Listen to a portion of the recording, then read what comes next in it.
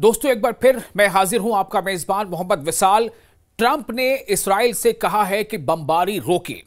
जी हां, Donald Trump जो America के सदर हैं, उनका कहना है कि इस्राइल बमबारी रोके, फिलिस्तीनियों को जंग के मुस्तकिल खात्मे की उम्मीद बढ़ गई। दोस्तों, वसती गजा में फिलिस्तीनियों ने इस बात पर खुशी और उम्मीद का इजहार किया है कि जंग हफ्ते के रोज यानी 4 अक्टूबर, जब हम आपको बता रहे हैं, हमेशा के लिए खत्म हो जाएगी। क्या ऐसा मुमकिन है? क्या ऐसा लग रहा है? सबसे बड़ा सवाल यह है, क्योंकि इससे पहले भी कई बार इस्राइल ने जिस तरह से वक्त वक्त पर अपनी कारस्तानियां अंजाम दी हैं, उससे ऐसा लगता नहीं है। लेकिन फिर भी जो इस वक्त की खबर है वो यही है कि ऐसा हो जाएगा। जब अमेरिकी सदर डोनाल्ड ट्रंप ने बमबारी रोकने का मुतालबा किया है और कहा है कि हमास क़याम अमन के लिए तैयार है, जिसने कैदियों की रिहाई के लिए इत्तेफाक और अमेरिकी मंसूबे में बाज दीगर शराइत को कबूल कर लिया है। इसमें यह ध्यान देने की बात है, बाज दीगर शराइत को कबूल कर लिया है। दरअसल यह भी बात सामने आ रही है कि हमास कहीं ना कहीं पूरे तौर पर जो ट्रंप का जो प्लान है गजा को लेकर के, उससे पूरे तौर पर हमास के जो अपनी तंजीमी ढांचे हैं उसमें इसको लेकर के इत्तेफाक राय नहीं है। कुछ का ख्याल कुछ और है, कुछ का ख्याल कुछ और है, क्योंकि बहुत सारी बातें उसमें ऐसी हैं जो हमास के कारकुनों को सोचने पर मजबूर कर रही हैं।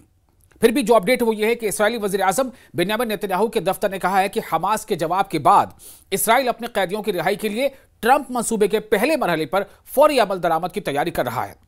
हालांकि यह भी खबर आई है कि इससे पहले कि हमास कुछ कहता, इस्राइल ने जोरदार बमबारी की है, बहुत ज्यादा बमबारी की है रिहायशी इलाकों में खासतौर से।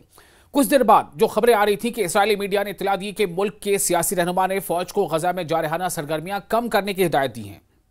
अब देखिए, रोकने की नहीं बल्कि कम करने की। अमेरिकी सदर ने ग्रुप को इतवार तक का वक्त दिया है कि वो मंसूबा कबूल कर ले। किसे? यानी हमास को, कि हमास पूरी तरह से इस बारे में बताए। इतवार तक का वक्त दिया है और यह भी कहा, एक तरह से धमकी दी है कि या तो वो मंसूबे को कबूल कर ले या संगीन नताज का सामना करे। जिसके बाद हमास ने ट्रंप के 20 नुकाती मंसूबे पर जवाबी रद्दअमल जाहिर किया। अब आपको एक और अहम खबर देते हैं। एक और अहम खबर यह है कि इटली में, जी हां, इटली जहां आपने माजी में भी कई तरह के एहतजाज देखे थे, कई बार एहतजाज हुआ था गजा के सपोर्ट में और इसराइल के खिलाफ। तो हम इससे पहले भी इटली के बारे में आपको जानकारी देते रहे। एक बार फिर आपको यह बता रहे हैं कि इटली में 20 लाख से ज्यादा लोगों का गजा जंग के खिलाफ एहतजाज जारी है और हड़ताल भी कर रहे हैं लोग। 20 लाख से ज्यादा शहरियों ने इटली के लगभग 100 शहरों में, जी हां, इस बार ये नंबर कुछ ज्यादा है, इटली के लगभग 100 शहरों में गजा के हक में हड़ताल की और गजा के लोगों की हिमायत में सड़कों पर निकल आए। एक अंदाजे के मुताबिक तकरीबन 20 लाख लोगों ने हफ्ते के रोज इन रैलियों में शिरकत करके गजा के बेघर और भूख से और कहत में जेर मुहासरा फलस्तीनियों के लिए इमदादी मिशन को बहाल करने का मुतालबा किया। इन रैलियों का एहतमाम इटली की सबसे बड़ी यूनियन की तरफ से किया गया था। इससे पहले भी हमने जो आपको रिपोर्ट दी थी उसमें हमने ये दिखाया था किस तरह से इटली की सड़कों पर लोग सड़कों पर निकल आए थे। और आपको ये बता दें कि इटली एक ऐसा मुल्क है जहां तकरीबन 65 से 70% आबादी, 70% आबादी इटली में क्रिश्चियंस की है, यानी वहां ईसाई बिरादरी के लोग रहते हैं, 70 से कुछ ज्यादा। और उसके बाद कई दीगर उसमें आबादियां हैं, उनमें एक बड़ी आबादी अथीस्ट की भी है। लेकिन उसके बावजूद आप देखें कि इटली में इंसानियत की बुनियाद पर वो ये नहीं देख रहे कि कौन ईसाई है या कौन मुसलमान है या कौन यहूदी, वो इंसानियत की बुनियाद पर इटली के अवाम सड़कों पर निकल आए हैं।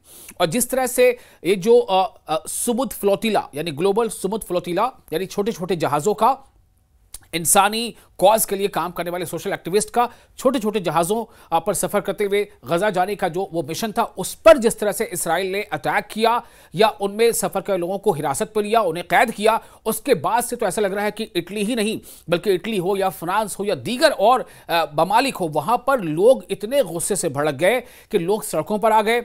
इटली की मुख्तलिफ यूनियनों ने दावा किया है कि ये कॉल फ्लोटिला के इसराइली फोर्सेस की तरफ से रोके जाने के बात दी गई थी ताकि इस पर एहतजाज किया जा सके कि इसराइली फोर्सेस ने फ्लोटिला के जरिए भी बहुत मामूली इमदाद सामान पहुंचाने की इजाजत नहीं दी। और बुध की रात तकरीबन 25 मुल्कों के 400 से ज्यादा इंसानी हुकूक का कारकुनों को ताकत का इस्तेमाल करके रोक कर गिरफ्तार कर लिया था।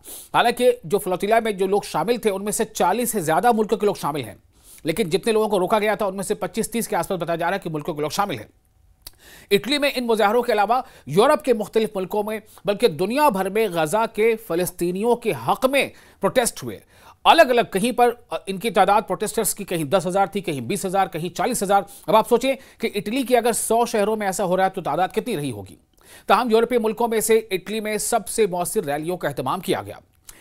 इटली के दाएं बाजू से ताल्लुक रखने वाली वज़ीर आज़म जॉर्जिया मेलोनी ने इस हड़ताल और रैलियों पर सख्त तनकीद की और कहा कि यह पूरे मुल्क में परेशानी और बेचैनी फैलाने की कोशिश है, जिसके सियासी मकासद हैं और यह दाएं बाजू की हुकूमत को निशाना बनाने के लिए किया जा रहा है।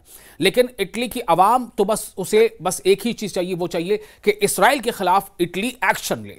ये इसराइल की आवाम चाहती है और किसी भी सूरत में गजा में जंगबंदी हो और गजा के शहरियों को मदद पहुंचाया जाए और इसराइल से कई तरह के ताल्लुकात को ख़त्म किया जाए। ये इटली की आवाम जो है लगातार अपने हुकूमत से चाहती है।